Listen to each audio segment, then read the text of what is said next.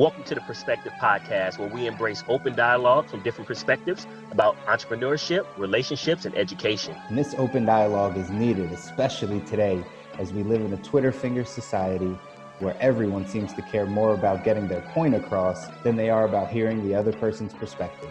If you're ready to grow your business, your relationships, and your personal development, stick with us here at the Perspective Podcast, because sometimes in life, to get to the next level, you just need a different perspective. If I look like what I've been through, I'd be roadkill. Tell me off of the pavement, I'm reeking from the... All right, everybody. Welcome to another episode of the Perspective Podcast. I'm C. Muzan. Got T here with me. Say what's up, T. What's going on, family? Ladies and gentlemen, we're back. We got special guests this time. We're here. We brought some perspective legends, some previous guests. Brought them back onto the show because we wanted to have a real good conversation with you guys today, and talk on something that, again, very, very popular, very, very mainstream right now. A lot of times it's actually still a bit where a lot of people don't know or fully understand some of this stuff, but we wanted to really dive deep today and talk on all things crypto, metaverse, NFTs, blockchain, DeFi land, all these things that are out there that people are talking about, that you're hearing whispers about, that you're seeing on some mainstream news places. But we wanted to dive in and have some conversations with some other relative experts in the field. So again, first to welcome him in, Terrell, go ahead and welcome in our guest and highlight them for everyone that maybe didn't get a chance to see their episodes. Well, I'll start off with, I think Danny was first, so I'll start with Danny. Danny is a good friend of mine. We actually met at work. Funny enough, I hired Danny because of his passion for Bitcoin, and I wanted to know more selfishly. No, he was a great interview, but his passion and desire to want to, to continue to grow in the space. When I saw all of that passion, I said, man, if I could just get a snippet of that over here in the workspace, it'll be amazing. So, Danny, I appreciate you for coming on again. You dropped a lot of bombs, and a lot of my enthusiasm around cryptocurrency actually it's founded in Danny. Like, Danny would talk to me every day, and then it made me go down the rabbit hole. So I appreciate you, Danny, for jumping back on. And then I got my boy Daryl. Daryl, we actually met because I was being nosy during a conversation in Starbucks with a business associate that I ended up meeting there. They introduced me to Daryl. They were doing some kind of real estate deal, and he said real estate, and it caught my attention. And I was in Houston, their Sugar Land area, and I was just being nosy, and he noticed I was being nosy. I was like, dang, I got caught.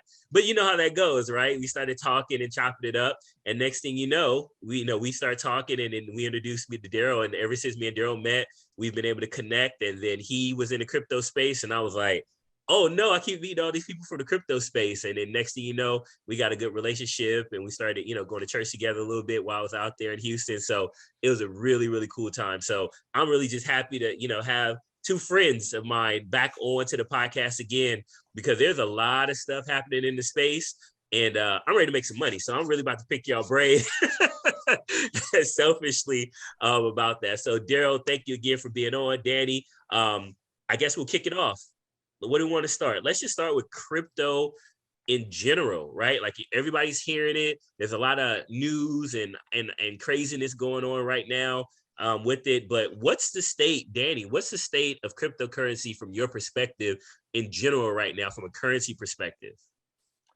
When you say what's the state as far as a currency perspective, I mean, it's getting to that level, right? I think we talked about this when I first talked to you, right? I said, you were like, what's Bitcoin? And I said, man, one day, some people are gonna look at you and be like, you don't know what Bitcoin is? And that day is, I wouldn't say it's upon us, but it's definitely here. I mean, your grandma knows what Bitcoin is, right?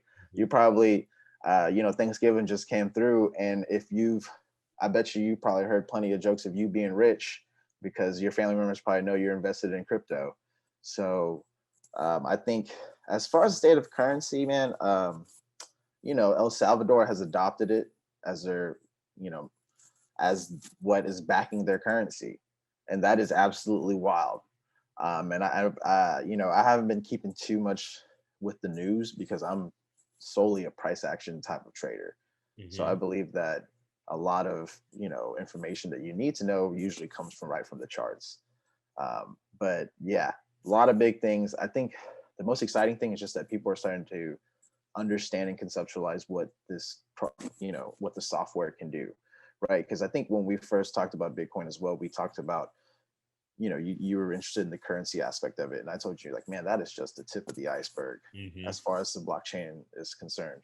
So yeah, I'm excited. It's slowly upon us. My family members don't think I'm as crazy anymore. Sometimes they're calling me like, "Hey man, you rich yet?" Yeah. So yeah, it's a good time. That's so funny, Danny, because that's exactly what happens. The ageification, right? Everything ages up a bit, and kind of people. It starts young, and then people start knowing about it, and it's so true. Like, how many of our parents and grandparents have at least heard the word Bitcoin or heard the word cryptocurrency? They may not all understand fully, but I have a feeling that a large majority of people have heard these terms before. Despite what other people, because we've heard other people say, like, we're still very early in it, which I still believe we're early, but just the awareness, I feel like everyone should be aware. Hence why we're having this perspective podcast talk, right? Because I feel like everyone should be aware of this stuff. So, Daryl, let me ask you this. Danny brings up a great point. Salvador with their currency, and you deal with a lot of government bodies, and that scope. What do you think that impact is going to have? The ripple effect that's going to have on the rest of the other countries around the world? Honestly, by the way, Danny, pleasure meeting you, sir. Absolutely. I will say that is the best example right now in today's time, because when Chris says awareness, you just saw a prime minister get rid of a legal tender. And Chris, I know you have a finance background. So if you look at the technology of a decentralized digital ledger, pretty much what you're talking about is, we know everything eventually will go digital. And if you think about, our model with our company is simpler, cleaner, better. When you have a chance to make things simple for consumers, it's a lot easier, but more importantly, people can transact without having to go through a permission system. That's our current system today. Like, if I wanted to do a transaction with Terrell right now, I'm allowed to do it because all I got to do is scan your wallet address. We got to make sure we have our keys. Boom, transaction done. And what I see is from my perspective, is it's empowering people. Like I've always said, empowering mankind in the community. When you make it about the community, Danny talked about price action. How did Bitcoin become what Bitcoin was? Look at how big the community is now and the awareness. So true. Absolutely. So Absolutely. It's funny. Daryl's making a joke because on one of my wallets, I lost the keys and I can't find my password for it. Oh, really? I have several. Daryl didn't throw me under the bus. I'm just throwing myself under the bus. I'm praying for you, brother. I'm praying for you. I'm going to find it. I swear, I got it saved somewhere. I hid it from myself. So yeah, I'm not going to be one of those millionaire people that can't get into their wallet, but I'll find it. But most definitely. So let me ask this, so you have two different perspectives. You talk about the utility of a cryptocurrency, right? Like, I can walk into my local 7-Eleven and buy Bitcoin now, like legit, like there's a Bitcoin ATM right there in my 7-Eleven, right? And so you have that function, and then you have the trading side of it, which Danny alluded to. And I feel like right now you're starting to get more people who are hearing news and trading, but they're not really understanding the trading aspect of it. They're just like, oh, I'm trading cryptocurrency. And then they're going through all this volatility. Like, what advice would you guys, and whoever wants to go first, it doesn't matter. What advice would you give guys that are hearing hearing it on the news, and then now want to go trade this Bitcoin and try to become a millionaire? Like, what's the best advice here? I want to interject one thing real quick, and it's just because it's a little anecdote, because you were talking about how you can buy it at the gas station now. So I believe it was like end of 2019, when Bitcoin was probably hovering like around 13 or 14,000 or so. I remember walking into a gas station and I was seeing an elderly lady, and I'm saying, like, when I say elderly, like she's 60 or so, gray hair, she's kind of bent over, and she is just shoving hundreds into this Bitcoin ATM. And I'm telling you, like I'm watching her unload stacks. Like it was like at least she had like at least 4 or 5,000 on her just buying Bitcoin.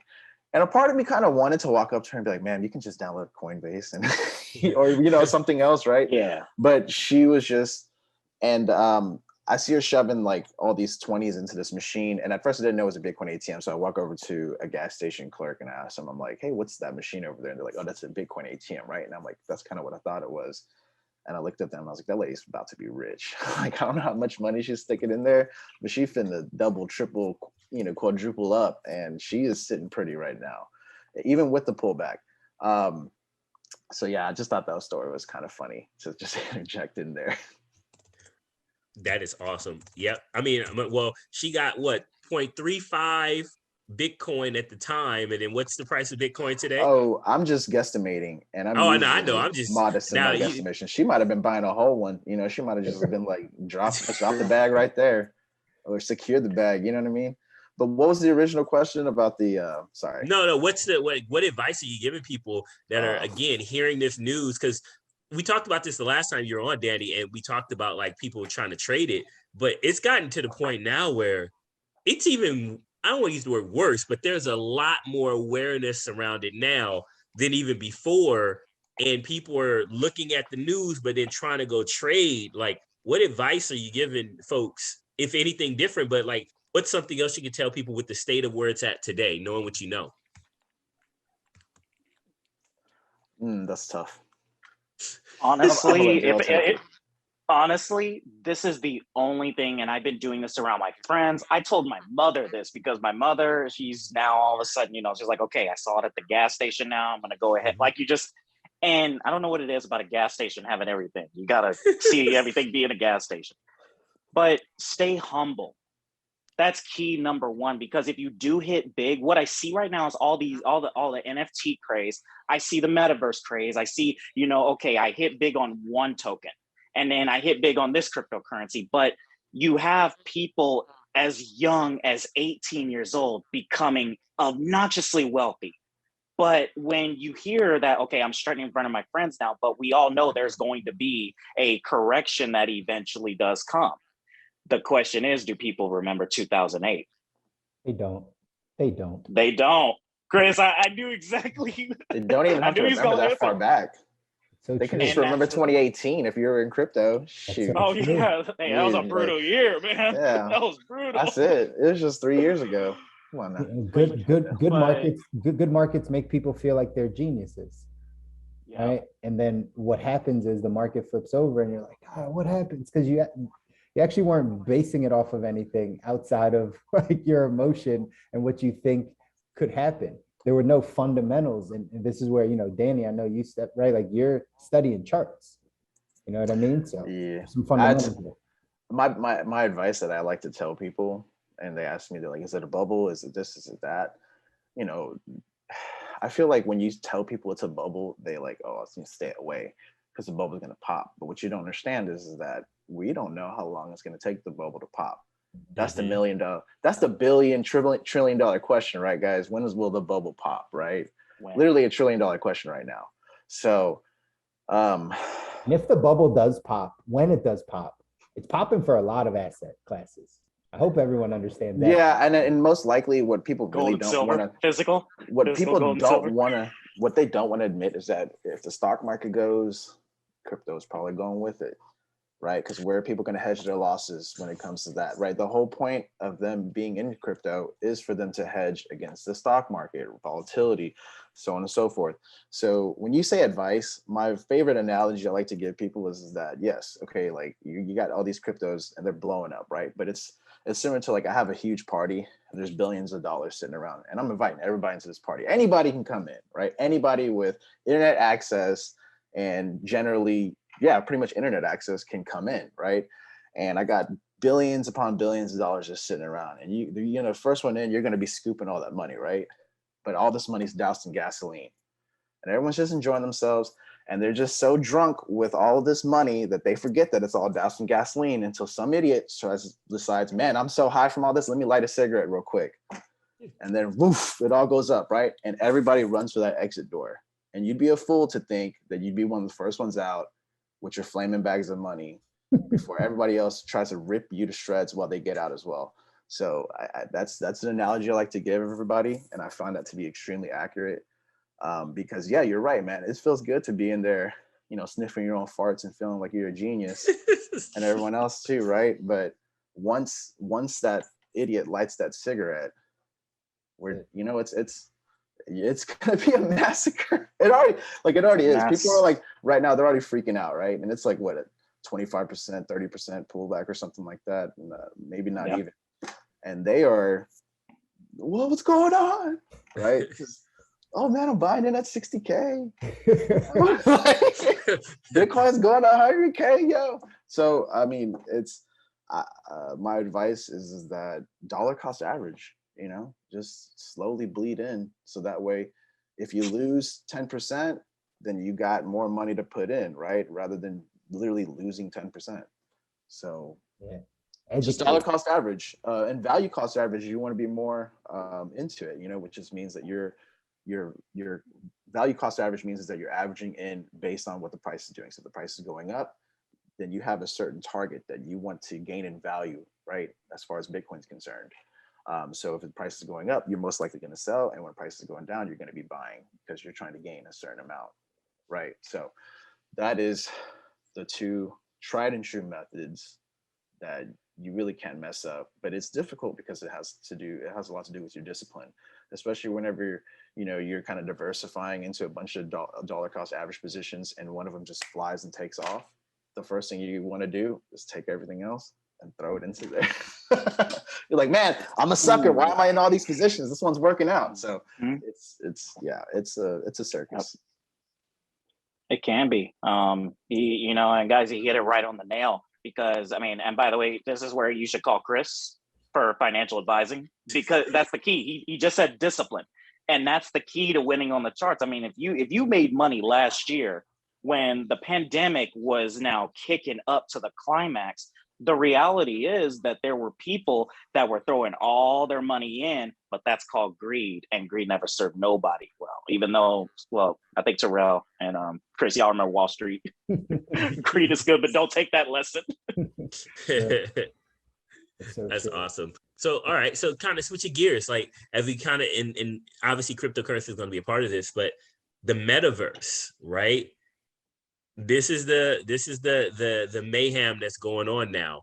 So now we have the metaverse, this digital world, or these digital worlds, right, that are out there that are leveraging cryptocurrency as points of exchange, right? In them, me and Chris have been talking probably the last 3-4 weeks on the podcast about the metaverse and being prepared and how it's going to change the workspace and how it's going to change reality as we know it through virtual reality. I'll start with you, Daryl. What is your take on the metaverse, and where do you think it's going to end up being, let's call it 5 years from now? I think commercially, it will be the best thing for commercial accounts, meaning like, you're in the car business, you take being in real estate, architecture. Right now in New York City, there is a lady who started her own architecture firm and now working with residential and commercial builders to actually showcase a actual virtual reality setting of, if this is the property that you want to build, do you want to build this home? Do you want to build this business? And commercial will actually go first. But if you notice how the augmented reality of what you're able to do with your smartphone right now via Amazon application, if you notice that when you have, like let's say I want to order a couch, right? I can put it and it'll actually analyze my room. But that's where the metaverse is going, where is that strict utility. And if you think about back during the .com bubble, like 95 all the way to 99, before everything started to pop in the 2000s, what you're going to see is you're going to see people now integrate this in their life, that they can actually use it. Right now, we got some awesome going on where you have all these tokens getting issued, these non-fungible tokens. And the NFT world, the metaverse, the reality is it's a lot of hype. It's a lot of ignorance. We know once everything comes out, because people pay too much attention just because the floor price goes up or down, but who's the business behind it? And that's why I talk so much on the technology, because you'll notice, and I think, Danny, you could probably be back on this, but if you look at most internet companies, look at the internet companies that after the .com bubble All of a sudden you got MySpace, then became Facebook, and now we have all the others today. It's the repeat, just we're in the 3.0 era now. Sure. Mm-hmm. And it's funny because people really liken it to that .com time where, yeah, Amazon and Google came out of that, right? But like there was 1,000 other companies during that time too that did not come out of that. And that's kind of what we're seeing, you know, with a lot of the coins, with a lot of these NFT projects and things like that. Specifically on the metaverse, my 2 cents on it is, you know, people will push back against it until it becomes convenient for them. Yep. Right? That's what'll happen, is to be like, oh, there's no way I'm living in the virtual world. There's no way I'm going into this metaverse. There's no way I'm spending time there until it's super convenient for your job to be like, hey, if you just sit on the couch and you can jump into our meta space, right, where you can do work and you'll get paid everything that you're getting paid now. And you could just sit from home and not like being on a computer, but literally like be with us. It's going to be convenient and people are going to jump in and be like, oh, I can't see myself without this now. Now it's going to become widely adapted. And that's what's going to happen over time. It's too new. It's too early. People think it's going to, I don't know what people, and you know, the way that, you know, Mark Zuckerberg kind of put out that hour-long metaverse type of thing is like, oh, we can do exercise and fence and all these other things that people are thinking like, oh, that would be cool. But it's going to have real utility. That like people are gonna we talked about this on the podcast, that people are gonna have a real world life and a metaverse life. Mm-hmm. They will have the life that when they take off those goggles or they stop looking at that screen, that they have a life that's around them that could be absolute nothing. They could be living in a shack somewhere in a third world country, and then they could walk into the metaverse and they could be the wealthiest person inside of that metaverse, that's the coolest person, that has all the friends, that hangs out at all the spots, and that's their actual life that they spend more time in than their actual existence in there. So like this thing is going to get really trippy, where kids, especially like we talk about the kids, like kids are growing up in these worlds right now. They're going to have more experiences in their metaverse world, in their virtual world, than they might have in their own actual existence here on this planet. And that's where it gets trippy. But that's where we're headed, I believe. What you got, Danny? Man, I really, you know, when Chris said that there'd be pushback, I honestly feel like it's going to be kind of similar to what we're experiencing now, where, I mean, how do I explain this? Like blockchain technologies are creeping into your life, whether you know about it or not, you know? And I think that's going to be similar to how the metaverse is going to be. I think that, you know, we're going to start seeing more, because we're already seeing kind of that, right, with people having virtual meetings and so on and so forth. But the way, you know, the goggles thing, man, honestly, you know, when we first heard about the internet, how we thought it was going to be a certain thing. Oh yeah, you can communicate with somebody across the ocean, a big whoop, right? And look at it now. Look at what we're doing now. I mean, everyone's got one of these, right, in their pockets at all times. So in my opinion, I think the metaverse is going to be so integrated into your life that you're not going to be able to recognize life and the metaverse as independent of each other. You know what I mean? Like, you know how like we say, hey, go out and play, right? And like, it's kind of like, you know, and then like the kids are going out and playing with like their phones or something. They're TikToking each other and stuff. Like that's how they play outside now. You know, they got to document it and get some likes out of it. And it sounds scary, but I mean, we can make, you know, discussions about like capitalism and all this and that and the other.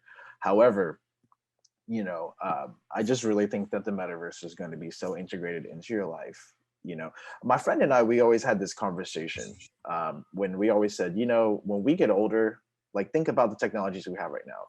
What is going to be the thing that kicks our ass in our generation, where we're like, I can't wrap my mind around that. You know, and there's going to be something that's going to come out, because it's just the way it gets. This is it. You know, this is it. And yeah, I think that we're all just going to be slowly going to just get sucked into it. And you're just going to, like, I was just telling my wife the other day, I was like, man, like they're going to get robots to do fast food work one day. Oh, of course. You know, right? And they're never going to get your order wrong. They're never going to forget your sauces. They're never, you know what I'm saying? It's going to be on time every time. It's actually going to be more efficient. It's going to be more consistent. That's what you want with fast food, is consistency. And those people get to spend their time doing more fulfilling things, right? Right. So The air quotes. yeah, I mean, because like, you know, it's We know how it goes. it's a loaded thing. It's a loaded thing, right? And I don't want anybody to take what I'm saying as like I'm being dismissive. But I mean, that's a part of it, you know. I mean, maybe we'll have people who operate that from the metaverse or something, but it's kind of, that's the way it's going to be, right? It's going to be an extremely automated future. You know, you probably won't even need to leave your home to do work. I mean, you know, if you're used to modeling things, you're going to be like flip on the goggles or turn on the projector, and you're going to be right there in front of you, just not even having to use material. So it's going to be an extreme efficient. It's going to be, you know, the more efficient world. Let's just go that way. So think about this for a second. So I just want to take a step back, because you said something very key there, and I want people to see this transition. You said when the internet first came out, Terrell Ward, had a baby boomer father who he didn't even get a computer in his house until like I was like a sophomore, junior in college. Okay. And so I remember when the computers started coming out, internet, I said to myself, and I was in high school, this is a fad, this won't last. Because I just didn't know. Like I literally was not in the know of it. And I didn't see it at home. I was just an athlete. I played ball, went home, ate, played ball, looked for girls, right? Like that was it. Like that was the whole world, right? And went to church. That was it. And so, and I went to older church, so they weren't using the internet and technology. But now you think about now, you talk about, I could talk to somebody across the world, whoop-de-doo. But now it's at the palm of our fingertips. You don't even consider like getting on WhatsApp or getting on the internet or on a LinkedIn or Facebook and communicating with people across the nations. It's like kind of like the way it is. Like even if meetings, right? We were just like, well, what time zone you in? And you just adjust accordingly, right? Like no question about it. It's a part of our life. So now we already have gone through this. So now we live in a world, we can live in a world where like my guy right here over my shoulder, we literally are going to be able to just flip it on, or you say projector, hologram it, and that's just going to be natural reality. Like that's just going to be how we communicate with each other. Like, no, I don't want to talk to you on the phone anymore. Dial it up, and now we're looking at each other like the movies, right? Like you're in the meta. Yeah, meet me in the meta. Yeah, exactly. And you just right, meet me in the metaverse. Man, that's gonna be a song. That's gonna be a song. We I know we should do it right here. Right? You writing a song as an NFT right now, and you say you in the meta. Meet me in the meta, right? Like just think about that. Like right now, imagine us digitally in the metaverse with our avatars, our projections of ourselves. Having this podcast, we probably should have did it. We should have had a live. We should have had a live meta. We totally missed the opportunity. We could always re-record it. But get your lines right. Everybody get their lines. Get your lines right, and then you encrypt it. But think about that. There's a lot of these technologies. These are a lot of technologies are already available. I don't know if you guys have seen VR chat. Oh, absolutely. I've been in VR chat. That is basically the metaverse, right? I mean, all we got to do is just be able to like, get some control issues taken care of as far as like being able to control your avatar. And as soon as we get like, video game type, physicality, like, when you can achieve that in virtual reality, which you pretty much can, but I think the problem is like marrying the human movements with what your avatar. That's where the gloves are going to come in, the actual digital gloves. So now you're going to be able to put your gloves on, and you're going to be able to literally be able to move around. Like, and the bodysuits are already being developed out there, where certain movements you have with your body. There's also they already have like the I forgot what it's called, but like where guys can walk around, spin around, like you can the be on treadmill type of thing. The treadmill, the omnidirectional treadmill. Yeah. Yes, you already have those things in place. So all of this is here, right? Think about now, you can get on one of those deals and walk the beach of any beautiful beach you want, right? Talk about not being able to get exercise. You're going to be able to do all these things. It's going to literally change everything that we're doing. And the reason why we're having this conversation, we bring it back, is we want people to be aware. We want people at the Perspective Podcast, they're going to be able to go back and look at the NFT version of this and be able to say, man, these guys are talking about this since 2019. I still got a bet that I'm about to win against Chris that says You got to bring this up every other episode. Every other episode. Wait a minute. Oh, What's the yeah. bet? In 2018, when we started the podcast, I said within 10 years, we're going to be told, like, majority adapted into this. And Chris is like, nah, it's too far out. It's too far out. We're having a VR conversation back in 2018, 2019, as we're having a VR conversation. I think it was. Way before COVID, and Terrell was talking about, right, VR and living in this VR world. And I was like, listen, I get it. It's going to come, but we're way beyond 10 years, right? I was like, way beyond 10 years, because no one lives in that world. And then COVID hit, right? And obviously it sped everything up. So now I'm on, right? I may lose that bet for that 10 years. I'm with you though, Chris. I'm with you. I think it's going to be beyond 10 years, to be honest. Like, I think that, we'll see more of an adoption and more of it geared towards that. But I think it's going to take way longer than 10 years for it to be at the level, like at Terrell's background level. You know what I mean? Like, right. For some reason, Epcot is just in the middle of New York City, it looks like, and there's an Ethereum poster. A digital NFT of Well, I will say, in all fairness, we never really like nailed down exactly definitively what it was going to look like, but there's going to be some massive adoption to what it is. Like, I'm looking at it right now. I was in this today. I got my official Facebook. Hey, you've been invited to Horizon or whatever their deal is, right? Come join. I just downloaded today. When we get off, I'm jumping into the Facebook version of their metaverse, right? Because I got my invite today. Yeah. This is where we are, and this is where we're going. So now everybody's going to ask, digital real estate. Since we're going to talk about it, I was this close to bidding on my first piece of digital real estate in Decentraland the other day. I mean, I was like literally finger on the button. I hit the bid, and I was just like, you should have got it. I was like, no, I'm not going to do it. You're still early. You are still early. Well, that's good, because that means I can probably grab a bunch of land cheap. You're right late now, and you're still early at the same time. You're late. You say what? I said you're late and you're still early all at the same time. You know, because y'all know there's gonna be a fake out on everything. When money gets involved, we all know that you got the big bosses, you got the scalpers, there's groups everywhere. And reality is there's going to be a fake out that will always happen when you're trading anything, if you're bidding on something. But whoever plays the long game, look at all the people that stuck with Google. Look at all the people that stuck with Amazon. And keep in mind, if you look at what Amazon is doing now, notice how the footprint gets increased and increased. You got supply chain issue, but also you got AR. And here's the thing, it's being increased for Jeff Bezos' footprint right now. The amount of awareness where he comes out with his own blockchain now, that I don't know if anyone heard the rumors of their own token offering that they're doing, but it's crazy how it piggybacks off of an ERC20 token. You get what I'm saying? And it's like, those gas fees. Hopefully they can actually get the fees. I'm praying on it. So. That's what we all do. 2.0, right? But look at that. So let me ask you guys, the metaverse, digital real estate. I'll go real quick. I'll start with Chris. Chris, in the next 3 to 6 months, I give you a range. Will you buy digital real estate? Yes, absolutely. Okay. Absolutely. All right, Danny, I'll come back around. Danny, next 3 to 6 months, are you buying digital real estate? I really don't see that happening, to be honest with you. Okay. For the next 3 to 6 months, I don't see myself doing that. All right, Daryl, what about yourself? And then I'm gonna come back around and ask another follow-up.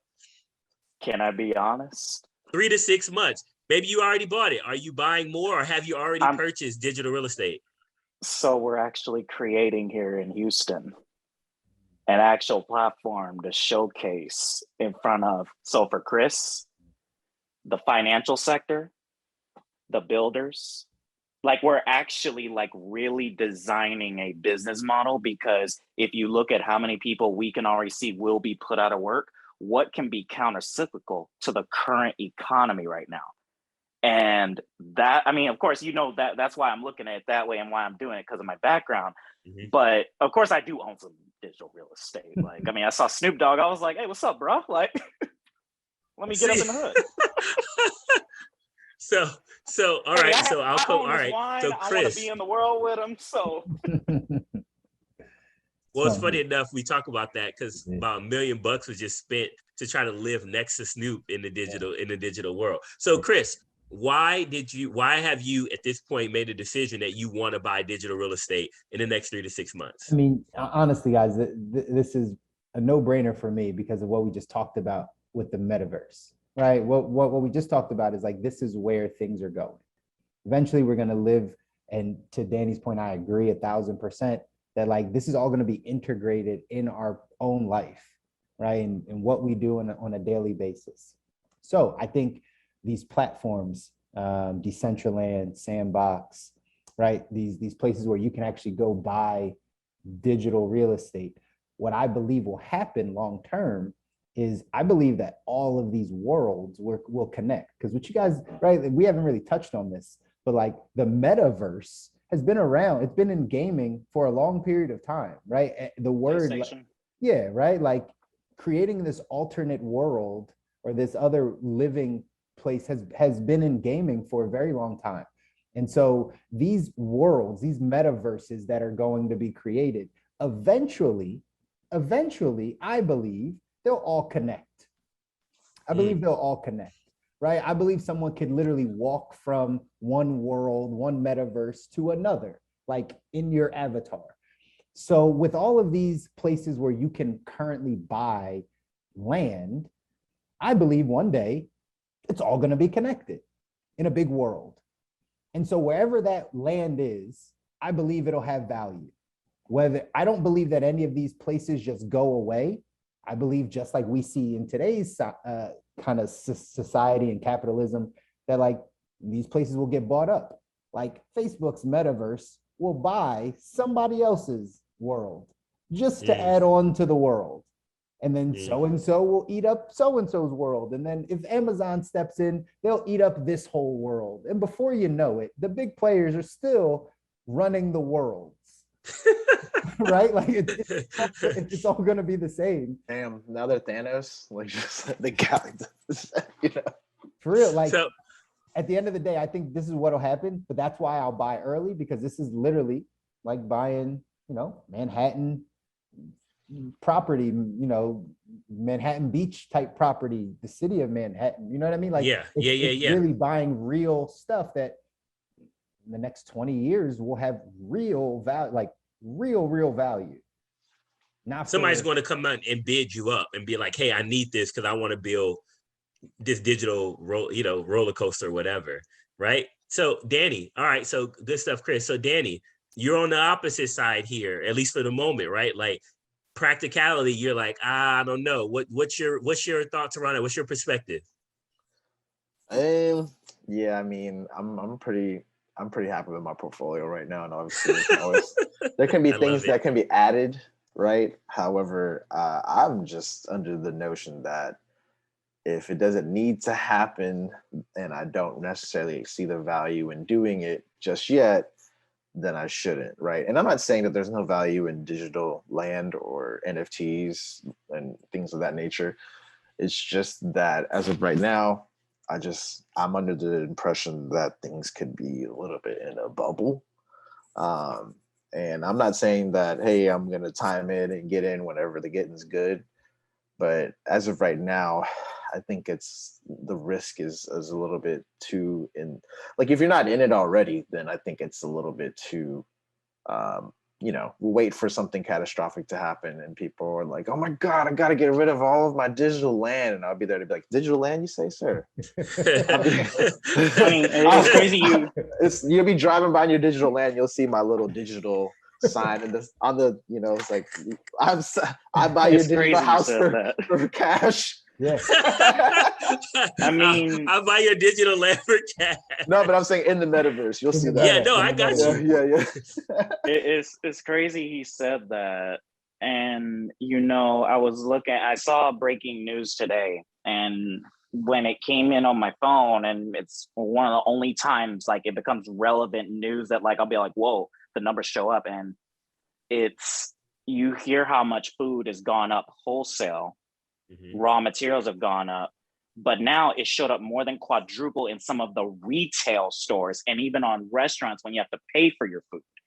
And so if you think about that already, and Chris, you know exactly what I'm talking about. If people have to already average in on their personal finance versus also what the businesses have to do, I mean, if they own the digital real estate, they own these tokens, and then also go figure, they may own the stock market, may not, who knows. But the truth is that if food costs go up, people always have to eat. If you don't have food and water, like, I mean, you got to live. The lights have to stay on. Right. I'm gonna let that sit for a minute so that sinks into the whole to everybody, because I mean it's happening and I'm already hearing about it, and there's already certain projects that have already crashed because of that. Are you saying Danny, your time might be coming sooner than later? Hold on, real quick, Daryl. Are you saying, just so I'm clear, are you saying like projects around like food, like tie in the food thing again for me? Like Daryl's saying, so hold on to look, your food and trade them for digital land. no, literally right now, if you like even Google it, but food, raw materials in general, like just even take lumber, for instance, it's showing up in retailers, like physical retailers like HEB, Kroger, Albertsons. It's showing up more than we think, and it's getting more and more aggressive. That y'all know, once it finally hits where exponential growth and the law of numbers and averages takes place, and you, like you said, parabolic, but we don't want to. We want parabolic to go up, not all of a sudden all my money starts getting depleted because I got to now put more money here.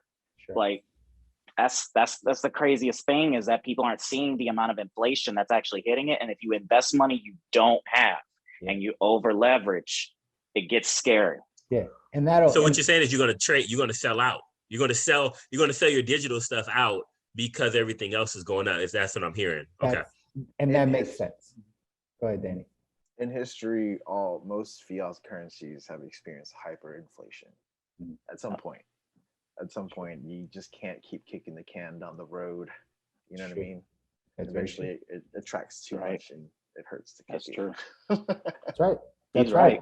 And 1,000% right. And you know, I'm in your mindset, Danny, for NFTs. It's why I've been paying attention and haven't chosen to buy, because I know that so many people are it's going to come down and people are just going to be selling them left and right for floor prices type of thing. You know what I mean? Just for less than what they got them for. Yeah, for less than what they got them for. Exactly. It is crazy to think at how many $1 million portfolios are going to melt here in the next, like, you know, because that's the truth, is that like a lot of people, I think that we talked about it earlier, where like some young kid becomes just stupid wealthy. And I mean, the word wealthy, you know, like that's such a, you got to define that, right? Because somebody that has, you know, what was it, like 10 million Doge, they're wealthy right now.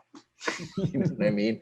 But that's right now. So if they can't decide to hit that eject button and realize some money, then, you know, it's always going to be a tough road. And that's what I always advocate. Like this goes back to like the advice portion. How do we get people to understand? How do we get people And like, you know, whenever I was kind of coming up, when I originally started trading, a lot of people told me, hey, you know, if it's too good to be true, it usually is, you know, and that's an age old, you can live by that. That's for sure. And so, I mean, digital currencies and digital properties and things, I would feel like it's a little too early, man. I think we need some real use case, right, for these NFTs. Because right now, like for the most part, like, it's cool. Like check out my, you know, crypto kitties and whatever it may be. I know that's super old school, right? I'm aging myself, I feel, by saying that. But like, you know, I got my, I don't know what they got now, like these pictures of these monkeys or something like that. Bored Ape. Yeah, Bored Ape. There you go. Bored Ape Yacht Club. You got I'm in Ape Gang. I was in Bored Ape Yacht Club. So like, there we go. You know what I'm saying? It's I feel you, Danny. I feel I mean, it's definitely before like the time it needs for the masses. But once we start seeing NFTs where it's okay, so I think where NFTs are going to see serious values in the gaming sector. I mean, we're talking about like, you know, you have a certain quest that you can only gain a certain NFT. And we're talking about like a lot of people aren't expecting this, but like video games are about to get like so much harder, right? Because if you have a task that you can get a certain NFT, and let's say only like 1 or 2 people, because that's how you're going to build the scarcity and the value around this NFT, right? Is like how difficult it is to attain it. I mean, that's going to be ridiculous. People are spending some hella money to play some stupid video games. I mean, I've seen a lady spending I used to work at T-Mobile. I've seen thousands of dollars down the drain. I'm talking 5 figures down the drain for Candy Crush, boy. So remember Farmville? Y'all remember Farmville? For credit, No, I'm talking Candy Crush. You can't even buy Farmville. that much stuff on Candy Crush. No, but hey, bro, they can't wait. They can't wait the however many ads. It's addiction. Yeah. So Listen, you know, there. yeah. I'm right there with I'm right there with you, Danny. Like, real quick on the NFT, since we're here, like, there definitely is a ton of hype and a ton of stuff around it. I think also, I haven't gone in the gaming side. I'm glad that you brought that up, because I think that is going to be a big. I did hear something of like that on the token side, like if gamers can figure out, or people that create games can figure out how to kind of incentivize the play to get tokens, like a pay to play type of thing, or pay and pay or whatever it's called, right? Yeah. But like where you can make money by playing the game, basically. Yeah. I know that was going to be big. From the NFT side, from a let's say like a culture standpoint, right? Because we're seeing all of culture get into it. We're seeing NBA players and other athletes and entertainers, right? It's kind of taken over culture a bit. Where I see it playing out on the culture side is people that can continue to add value over the long haul, right? Everything I think about in the form of investing, whether we talk NFTs, digital real estate, the stock market, it doesn't matter. I always think long-term about it. I think, 10 years plus, 15 years plus. And so if I really look at the NFT space, what I think about it is, man, if we start having it so that this gives us access to culture, access around people that we want to be around, exclusivity to artists and music and people in business, then then what we're actually paying attention to is their relevance in culture and how much value they're adding to culture. And that's what will give that NFT more value over time, right? Yeah. And I think that is a play in this NFT space that's really going to be big, right? If I bet on me as a businessman, this is what I'm thinking about in my own NFT side. If I bet on me as a businessman, and just like me selling an idea to somebody, right? Just like me sharing my vision with somebody and getting somebody on board to what I'm doing and really getting equipped to, right, my vision and my mission in life. If I then get them to buy in financially also with this NFT, and they believe in my vision already, and then they believe in me with their dollars, that will help them continue to make money in the future because they bought into my vision and my ability to add value over time. And that NFT will continue to have value. And I see that being a big deal for people that can spot talent, that want to make money from culture, and just understand, like, I've heard this example in the music space a bunch. Like, imagine, I'm not a big music fan, but imagine you're like a band fan, like you just pick random bands and you're fans of them, but they're underground. Imagine they start an NFT project, right? And you were on that, and you get that NFT at a very early time that band is still underground. They're not mainstream. 5 years later, 7 years later, that band becomes mainstream. And you now were one of those like the original Grateful Dead people. You know what I mean? Like, you're one of those original Dead. Grateful Dead. I like you know that. What I mean? Yeah. You're one of the original Deadheads. Trail mix. That's right. That's right. You know what I mean? Like 5 years later, like, because you supported the value that you have if you hold on to that NFT is astronomical because you believed in that band. Right. And I think that that's where we're going to see real application of this as it continues to grow. Not to take anything away from the gaming space, because I think there's real application there, but I really think it's going to push culture and our ability to like kind of monetize culture a bit. I really think that's where it's going to play. It's trading cards on steroids. It's happening. It is. Right. It's trading cards on steroids. Straight up like, is. Yeah, it's like from a business perspective, I mean, think about it. Why would a company go from private to public outside of notoriety? they want to be able to operate kind of like their own government where they can create their own cash. They give out certificates and share and known as stock that say you own pieces of the company, and then you give money. And now I have it, and based on the value of what everybody says this company is, increases. Tesla, Amazon, their stock price was way up when they weren't even producing profits, right? Right? Like that's essentially what it is. Now a business can say, not only can I go public, or I can NFT. I could just go to the blockchain and generate value for my company, and not generate value, generate cash. So the practicality and the utility of this is going to be insane when businesses start to wrap their hand around it. You talk about it, Chris, like riding the wave of culture. How many brands, like I think about Chick-fil-A, right? You talk about branding, right? Like, no matter how much you love Chick-fil-A, you can't get on a Sunday, but you'll line up the rest of the week for it, right? Like most people will. So now if you have this happening, what about if Chick-fil-A came out with their own NFT?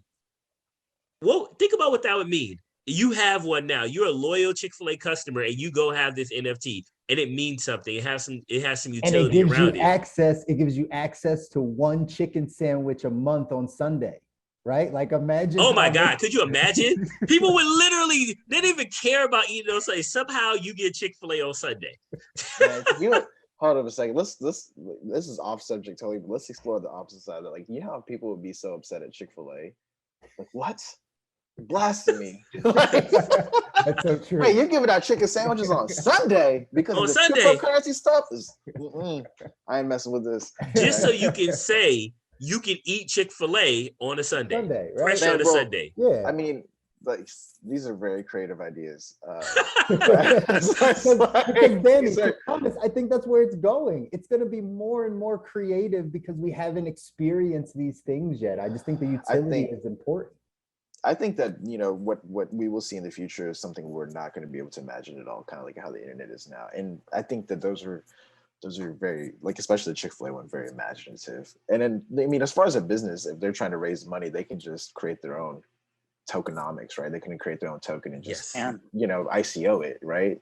They don't have to worry about, well, actually, I think that's changed now. Now it's like securities. It's like an ISO or something like that, right?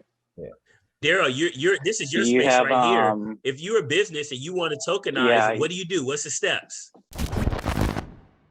Thank you so much for listening to this episode of the Perspective Podcast. We hope this conversation made you think a bit deeper, gain some insight, or even possibly even gain a brand new perspective. If you did enjoy it, do us a favor, please subscribe to our podcast on Apple Music, Spotify, Anchor, or anywhere else you stream. Leave a review to help more people experience these conversations and potentially change their perspective as well. And lastly, as always, T and I want you to connect with us. So follow us on Facebook, on Instagram, LinkedIn, and Twitter. You can find us just by using our names. And there we get a chance to hear your perspective. Until next time, God bless. If I look like what I've been through, I'd be roadkill. Tell me off of the pavement, I'm reeking from the...